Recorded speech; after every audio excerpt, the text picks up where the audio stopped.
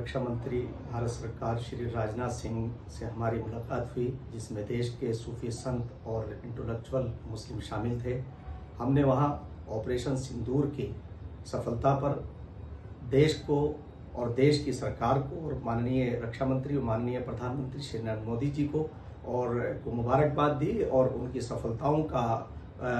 पर उन्हें शुभकामनाएं पेश की। और हम अगला जो हमारा कदम है वो ये है कि हम उत्तराखंड राज्य के अंदर, जैसा कि हम बहुत सफल तरीके से हम अपने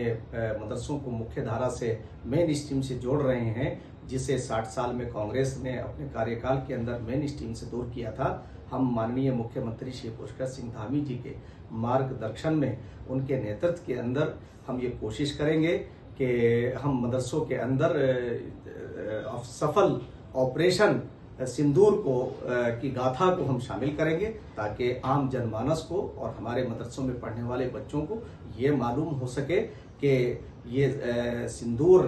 ऑपरेशन क्या था और क्यों इसकी ज़रूरत थी। इसकी ज़रूरत यूँ थी कि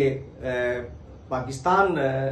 जो एक नापाक मुल्क है, जिस तरह से हमारे देश के ऊपर उसने हमला किया और निहत्ते हमारे भाई और हमारे भाइयों का कत्ल किया, उस पर उन्हें सबक सिखाना बहुत ज़रूरी था। मैं समझता हूं कि आने वाले दिनों में जिस तरह से वहां की आर्मी ने टू नेशन थ्योरी के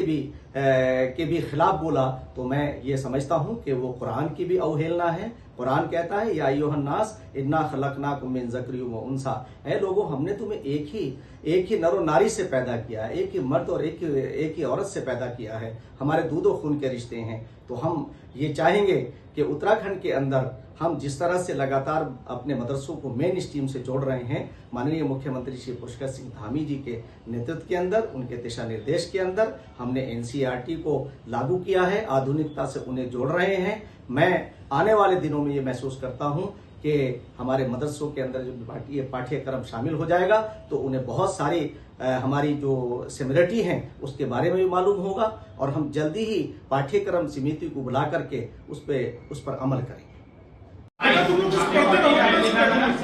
ठीक है, 45 की स्पेलिंग राइट